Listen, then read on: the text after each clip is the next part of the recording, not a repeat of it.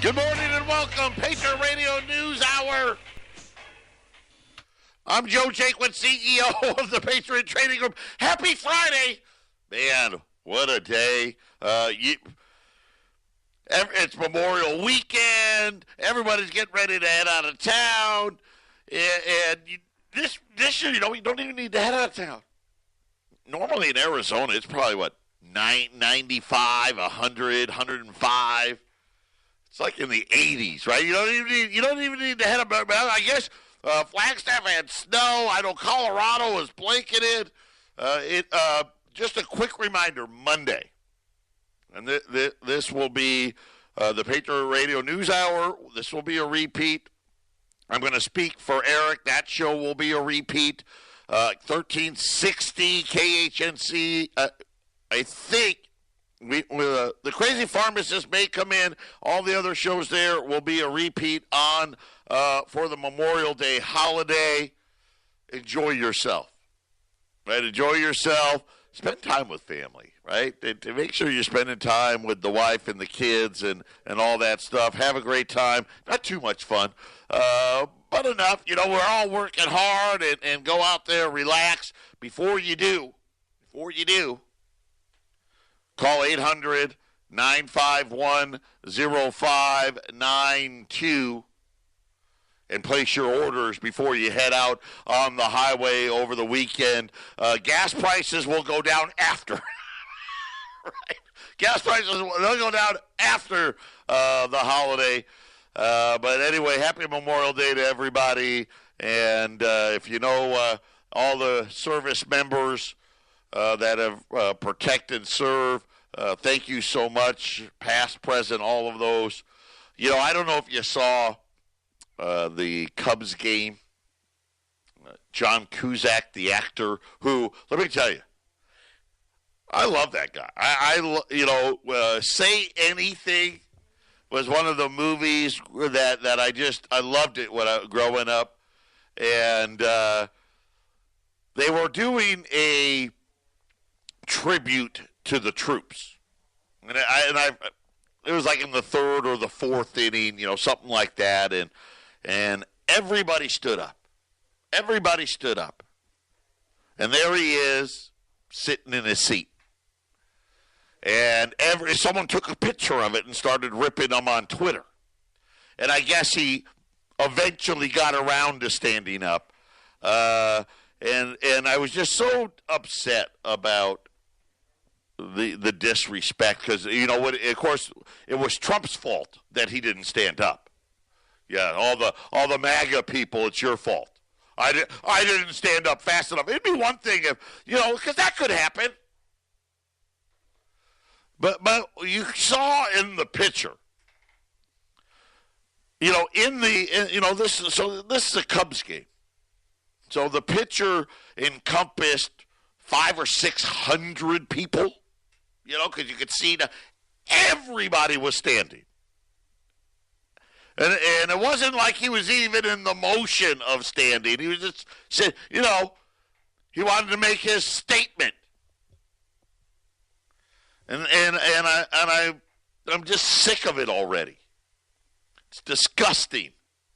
And here's a guy, I like your movies and all that stuff, but you know what? As far as a human being goes, no thanks. You can't stand to support our troops. Go somewhere else. And listen, I'm okay with it. Pack your crap up and get the hell out. Fine. Go to Canada. I don't care. Mexico. Guatemala, Honduras. I'm sure they'll take you with open arms. These are people who laid their life on the line.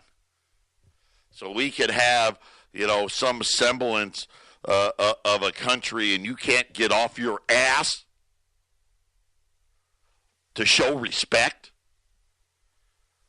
And then you lash out after people call you out for it and blame the president. And this is, we've been talking a lot about this lately. And I hate to say it, civil war is coming. Trust me. Because there's going to come a day soon where we're not going to tolerate that crap anymore. You know? Hey, you don't want to get up here? We're going to beat the crap out of you then. Now we'll give you a reason to sit down. We're not going to tolerate people punching us and kicking us and spitting on us because we want to hear the president speak. And now, yesterday I talked about the Electoral College, right? And these states trying to do the workaround, trying to possibly get the two president things. I don't know. It's getting creepy out there. And again, I know it's an actor and all that stuff, but anybody who out there who can't support these troops, and remember, this is an all volunteer army. Right, and they aren't the ones, they don't decide what to do or where to go. They're told what to do and where to go. And I just don't know what this country stands for anymore. You know what I think about, like John Wayne? You think John Wayne would have been sitting in his chair? But no, let's get rid of the airport with his name on it. And now we got guys like De Niro and Cusack. These are the guys? I know. What does that have to do with finance? Absolutely nothing. Patriot Radio News Hour. We'll be back with all the economic news of the day when we return.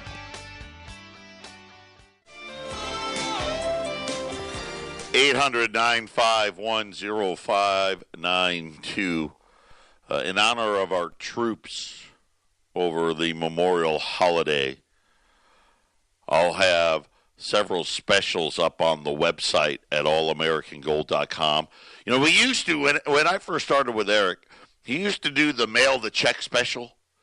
Just mail the check as long as it's postmarked. We don't have to do that anymore. Now you can just order online. You can still pay by check. You can still do that. Or you can use your credit card, whatever it may be. Go allamericangold.com. You hit the shop button on the menu bar. Just hit the shop button. We'll have the specials out there for you for the holiday. And that way, if you forget to call today, you can order 24 hours a day, 7 days a week. I'll have that up there all weekend long. And matter of fact, I'll add a few things as the weekend goes along, so give you incentive to keep going out to allamericangold.com. Man, what a week. Stocks down for the fifth straight week in a row, and they still don't get it. And, of course, I've been telling you about all of these companies talking about earnings. Right, and what are they? They're cutting guidance. Remember, I told you 3, 4, 5 weeks ago, this thing's way overvalued, and they're lying about, we're only 18 to 20 times earnings. And it's always forward earnings, by the way. You need to understand that, too. They don't say it because it's implied. And what forward earnings are really, it didn't always used to be this way, by the way. But it's if everything goes perfect, right, estimations for earnings, and then, what happens is, that's not, and they get whacked. And that's what we're seeing. And remember, go back to Christmas. And I know we all remember what happened. I mean, it was devastating. And they were blaming the central bank, right, because they weren't dovish enough. And they didn't say things are slowing down and we're going to keep cutting rate. They didn't do it. And remember, the Dow crashed. And I'm going to tell you, that 22,000, it wasn't a crash. That was a little bit, that was just the minutest taste of reality. And then, of course, they dusted off Jay Powell, right? Say, get your butt back out there and tell everybody you're sorry. And tell everybody that you're a moron. Pay no attention to the fact that he's the head of the Federal Reserve. And he did, like a good little boy who just got a spanking and got put in the corner, came out, with his lower lip out. I'm sorry. We're not going to raise rates. And they celebrate it. Right? And everything's great. Chocolate cake for breakfast. It's going to be awesome. Didn't change what Wall Street already knew. And they covered it up they covered it up for a little while, didn't they? Made you feel better. Right? Made you feel better. Got back to the, right near those all-time highs again. Came out with this fluffy BS GDP report. Notice how the Wall Street's fallen every week since then. That's how bad that GDP that 3.2 GDP report really was. Don't be stupid here. That was before, and by the way, that was before the trade war got real. And remember, I've been telling you the whole time. How am I the one that knows and none of those guys do? I mean, I don't know what these guys get paid to be on TV, but I need some of that. So all the data, especially this week's gotten pretty tough. Right? And we know retailers were even the good retailers were bad. And then we start, FedEx said, man, bad. Right? And then you see the shipping. And then we saw delinquency rates on credit cards, delinquency rates on auto loans. Then we got existing home sales and the new home sales, right? And it's just boom, boom, boom, boom, one after the other after the other. Right? The slowdown that they knew about in December, it's here. It's here. Didn't go away. Matter of fact, they're scratching their head. They can't believe it, but we didn't raise rates. The 10-year note, look, it's down to 2.3. I don't even know how that works. The 10-year note's now below the Fed's funds rate, right? It's absolute idiocracy running wild, right? This is the financial equivalent of Girls Gone Wild. Right? This is the financial equivalent of the boobs are out, right? And butt crack showing, all of it. And then today, the Dow tried to rally. At the G20, I mean, trust me, nothing's going to happen. And they tried for a while, for about an hour this morning. By the way, the Dow now unchanged for the day. Gold, depending on where you look, gold's up $1, down $1. Gold's unchanged. Gold's just taking a little break. But they tried to rally this morning on the, maybe we can get the straight thing, right? Because they still want to, they don't get it. China's not dealing. But then we got more economic data out. This one was durable goods. This is the worst number I've seen in a while. Now, some of it is going to make sense to you. Orders for durable goods, right? Those long-lasting. Again, think GDP. These are big-ticket items. Okay? This isn't you going into the store and buying your Captain Crunch, right? This isn't you going to the restaurant with the family and ordering dinner, This isn't you going and buying supplies for the Memorial Day barbecue. These are long-lasting. These are generally big-ticket items. Tumbled in April. Falling demand for Boeing airplanes. That kind of makes sense. Falling demand for new cars and trucks.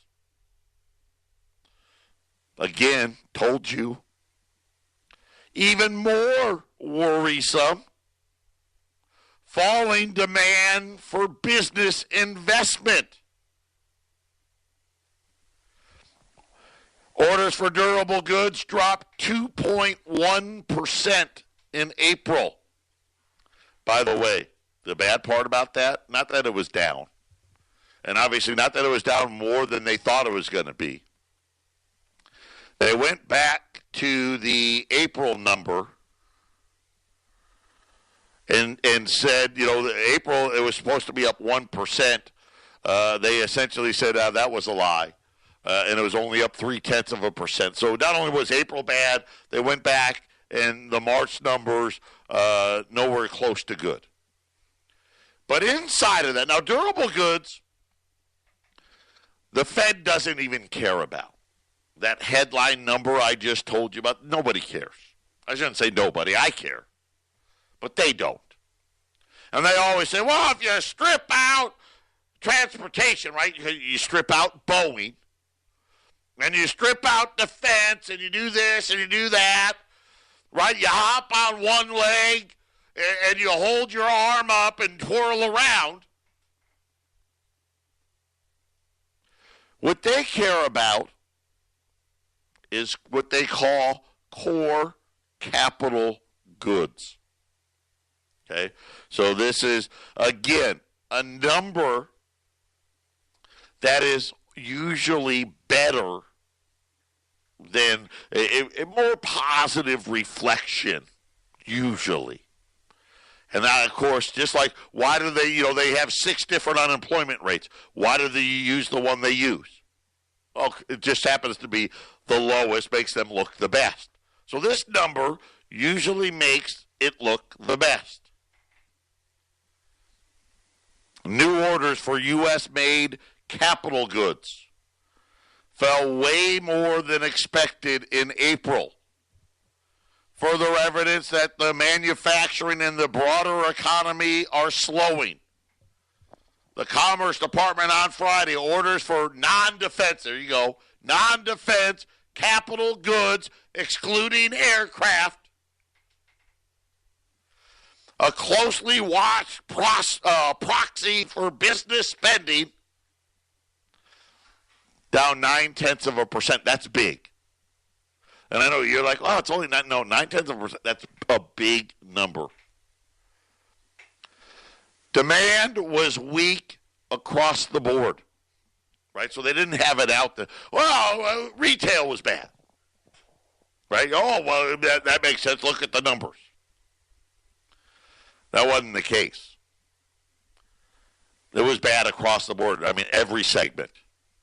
This one, they also went back to March. By the way, they use this in their GDP calculations. Got revised down from 1% to just 0.3%. Economists had expected it to only fall 0.3%. And, of course, that was from assuming the 1% for March actually stood. Right, so that's the funny part about this. If you had left March alone, it obviously would have fallen far greater than that. Shipments of capital goods were unchanged last month. Unfortunately, they went to the prior month and revised that down big time. Part of the paper growth of the first quarter GDP, by the way. We'll see if that affects when they come out with the revised numbers on GDP. And, of course, they try to, it's trade war. This was an April number. In April, think about April. What did they say the whole month of April? Do you remember? See, they want you to forget.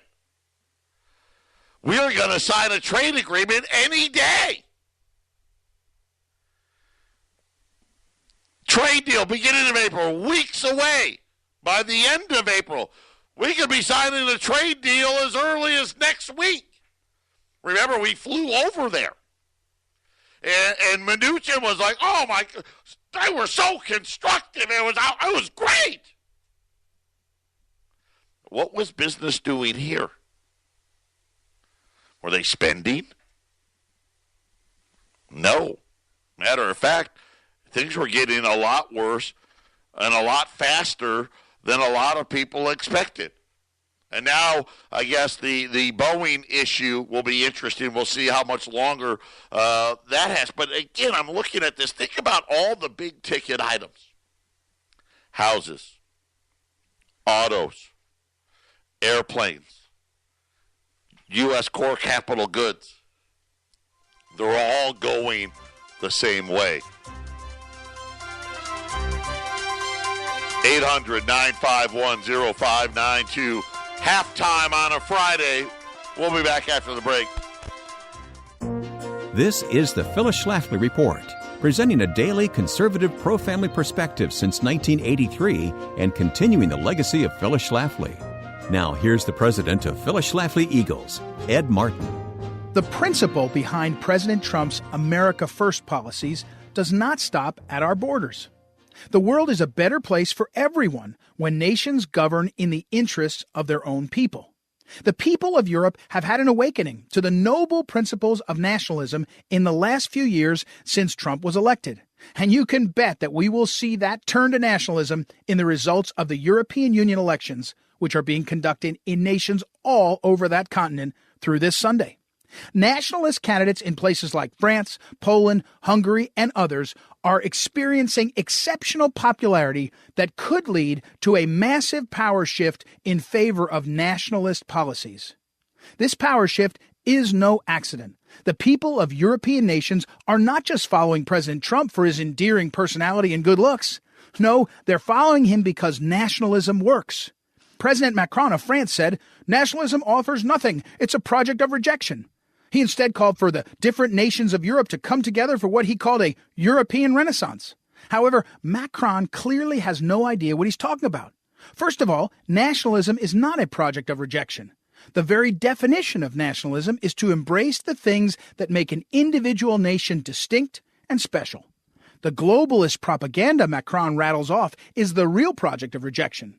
He wants the people of France to reject their very identity in favor of a cookie-cutter, unicultural New World Order. On top of this, it seems really ironic that Macron is trying to get his people to embrace his European Renaissance.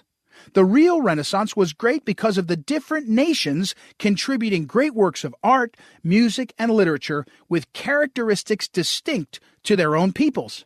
If you mashed up all of Europe into one culture, there'd be no Monteverdi madrigals or Michelangelo's David. There would be no Mona Lisa or Sistine Madonna. It takes the cultures of individual nations to achieve true greatness. We welcome all peoples to take pride in their own cultures, appreciate the culture of others, and always put their own citizens first. This has been the Phyllis Schlafly Report with Ed Martin. The book, Phyllis Schlafly Speaks, reflects Phyllis at her best, with powerful words that deliver truth, bring clarity to controversial issues, and inspire action.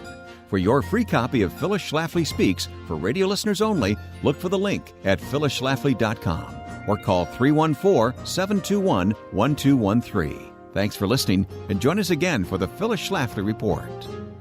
800-951-0592, gold $1,284. Just hanging out today. Silver, the same thing, $14.56 on silver. The Dow's fluctuating between even and up 100. It was up almost 200 points early this morning. And then on I think it was a tweet. And let me ask you this. I'm just curious. All you smart people out there, yeah, you're so smart that your whole life savings, Your 401k that you're busting your hump at. Let's face it, for most of you out there, your job sucks.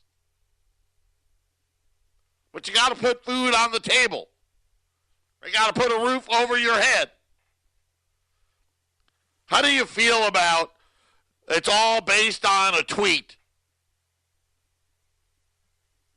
Really? It's not based on reality? It's not based on actual earnings or durable goods or spending, right? No. Based on a tweet now? Now, listen, don't get me wrong. I love the president's tweets. It's great radio. But this is what we're really... Listen, let me tell you. Here, this just hit the tape. So, the Federal Reserve, and again, and I say it all the time, no one's got more data than these guys. Right? They've got the MIT Mafia. Listen, working at the Federal Reserve, if you can get that job, yeah, take it. This is one of the greatest government jobs of all time. We want you to collect all this data. Get us the facts. And you know me, I love that. I'm like, yes, I would want to do that job. Let me get you the facts. And then you get the facts, and you're excited, right? You got your spreadsheet. You wrote your little computer program. They can do 20 gazillion transactions a second. And you're all excited. And you print it out, you take it, and you say, boss, I got the facts on consumer spending. Here it is. And then he says, hey, good job, Timmy. Good job, Double J. Way to go, kid. Yeah, okay, well, we're going to publish that. Oh, no. No. Matter of fact, let me show you how we handle that. And he puts it in the shredder. We don't use we don't do that. We just make this crap up. I'll tell you a real story. My oldest son, all of you know, right? He's a freshman in college.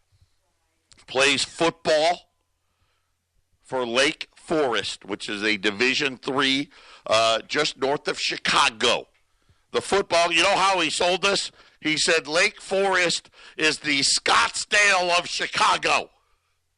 Right? Okay, perfect. You know, parts of Chicago, let's face it, you don't go. He had an econ class. Here he is, freshman, first semester of college, and they take him on a field trip in his economics class. And where do they go? They go to the Federal Reserve Bank of Chicago. I am like, oh my God, I'm a genius. I have sent my son to the holy grail of colleges. And he's at the the Federal Reserve Bank of Chicago. Well, awesome. And he calls me up after the field trip, right? And he's mad. Dad, it was stupid. He goes, and I hate this class. And he talked about the kids on the field trip that were from a different class, and they got to go eat food. That was their field trip. And he had to go to the Federal Reserve Bank. And I said, what happened? And he goes, well, we were talking about inflation. True story. I'm not making this. You know what? One of these days I'll get him to come in here. He's actually got a job. Monday through Friday. We were both up at the same time this morning. How about that? 5 o'clock in the morning, there's my kid, me, in the kitchen. Getting ready to go to work. And he said, it was the dumbest thing. And I said, what are you talking? Why? He goes, they don't use real numbers. That's what he said. I swear on it. He goes, they sat there and tried to explain to us why it is they don't use the actual data. That's what he said. But don't worry. Why would you think they would do that? Let me guess. You know, there's only two reasons. One, well, the real data is so good that we don't want to use it. Anybody buying that one? The real data would make us look so good that you know, let's not use that. That's too good. I mean, we'd get gold stars and a smiley face on the 100% plus. Of course they would take that. Or is it more likely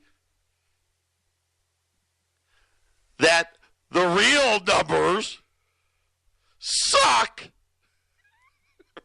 and people would know we're a bunch of frauds, so we make it up, right? Remember, we haven't had 2% inflation. I don't even know when. When's the last time? You know, it's almost like it doesn't exist. 2% inflation is now in the category of the Tooth Fairy, Santa Claus, and the Easter Bunny. Of course, at my house, I wish it was only 2% inflation. Right? I think everybody listening wishes there was only 2% inflation. But yet at the Federal Reserve, it's a mythical creature. Today they released a study and they shamed all of us. Bad Americans, bad. Apparently, none of us know what we're doing when it comes to saving for retirement. We'll talk about that next. 800-951-0592. Patriot Radio News Hour. Joe Jaquin, CEO of the Patriot Trading Group. Eric's in studio. He's in the building. He'll be coming up next, so make sure you jump over to 1360khnc.com. Get that Jack Daniels ready. This is just I'm reading this. This just came out about 15 minutes ago. This is from the Federal Reserve. Right, the same guys that, let's face it, have no idea about what to do with the Ponzi scheme that they've created. They've detected a problem. Now, remember, by the time they admit there's a problem, it's way too late. Ready for this? Here's the problem. Americans aren't saving enough for retirement, including the ones that are actually trying to save. Right? They're like, hey, listen, there's too many. There's a bunch of people that aren't saving anything. They said that only 1/3 of non-retired Americans say that their savings are on track. Now, here's what was funny about this, is they had to admit that the perception of those third that said that, no, I'm good, I'm okay, was solely their own opinion. And that, they may actually not be in as good of shape as they actually think they are. Right? You would think if they were going to ask about retirement, well, how old are you? And what's your 401k balance? I don't know, right? Start with that. Oh, yeah, well, I got 20 grand in there. I'm 58. I'm in great shape. we're going to put you down as a no, right? So they're saying, hey, we're not saving enough. And this report, it covered 11,000 Americans. So this is a pretty big survey. In it, of the ones that had a 401k, 60% of you out there, and I think the number is bigger. People don't want to admit it. But 60% admitted to them that they have no idea what to do. And they aren't comfortable with handling the investment. And many of them struggle with financial literacy questions. Listen, do you know why? I mean, these guys are the dumbest people in America. Have any of these Fed guys been to the quote-unquote annual 401k meeting? You know what's so funny? At my stores, when I used to be a district manager for retails, way back in the day, the annual meeting at our corporate office, we'd go into the conference room. We had I guess it wasn't the conference room. We had this big room. Employees would come in, and the store managers would come to corporate for it. And everybody would get a folder, one of those paper folder things, and inside the folder it had the trifold handouts and the pie charts, right? The graphs and all the pretty colors. And some newbie out of college was sitting in the front of the room giving you about a 10-minute dissertation on this whole folder full of crap. And then the store managers would have to go out and try to explain it to the employees, right? And they're sitting there going, what do I do? They would ask me, what do I do? I'm like, dude, just hand them give each one of your employees the packet. They're done. Right? And you had to check a box.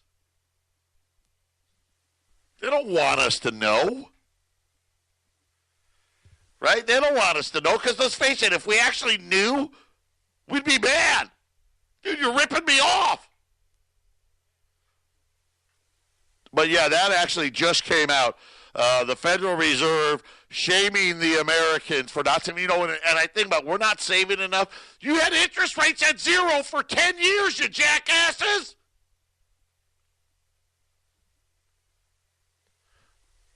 Even your own economist, even the people, even them themselves, your Fed governors. The whole intent, what's the intent of having super low interest rates? Oh, we don't want people to save money. That's the intent. Right? We want you to spend. But if you want people to save, raise rates. Yeah. See what I'm saying? This is what happens in the Ponzi scheme. And then they had to admit about the perception of being of preparedness.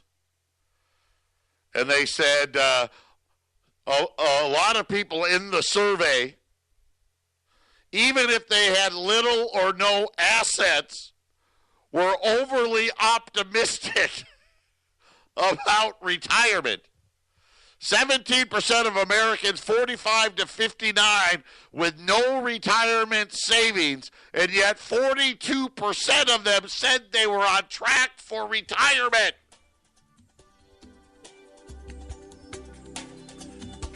I've got no savings. I'm 59. I'm on track. Well, you know what? They're probably right. Hey, I'm on track because my retirement is I'm not retiring.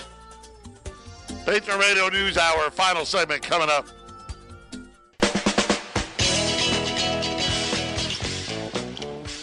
Final segment on a Memorial Day, weekend. Remember, on Monday, we will be closed. The office will be closed. I will not be here. There will be no show. You'll hear this one. It's a great show, though, to hear. Dow's up 100 points right now. We'll wait to see how it finishes.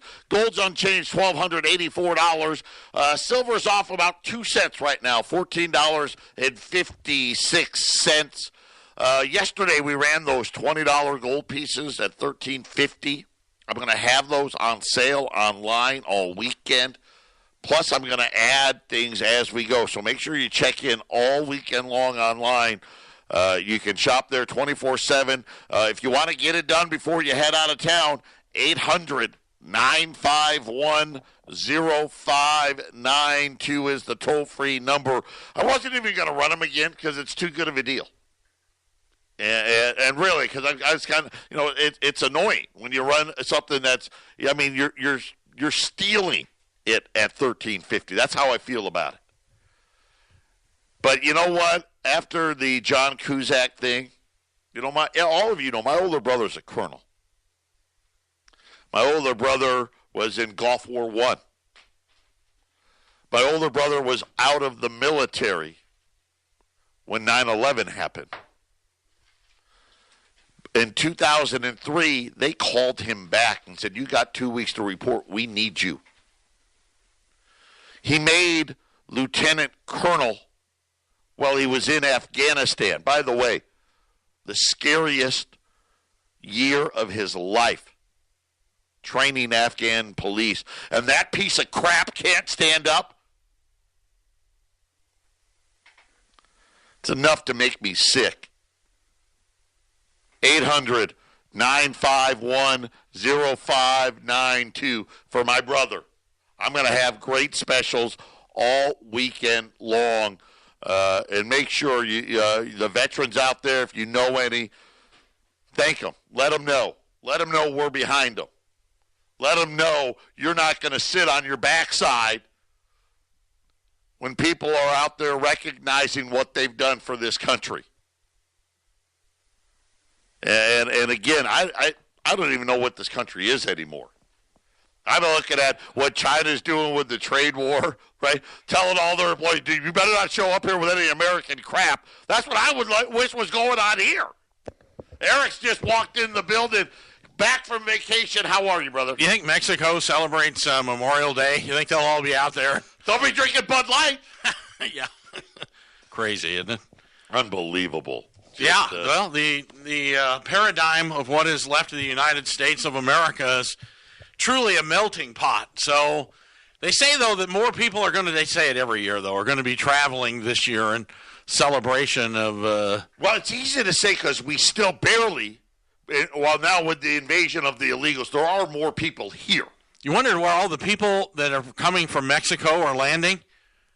Have you seen the Arizona Republic today, the fastest growing city in America? Were we number one again? Buckeye. Have you been to Buckeye? Buckeye? Yes, I have. Let me put it this way. If Trump puts a wall up, Buckeye will be on the other side. So that's where the wall needs to go. So California can annex Buckeye. Yeah, it'd be right in there. So anyway. Tune in to 1360, the Eric Cedarstrom Experience, coming up next.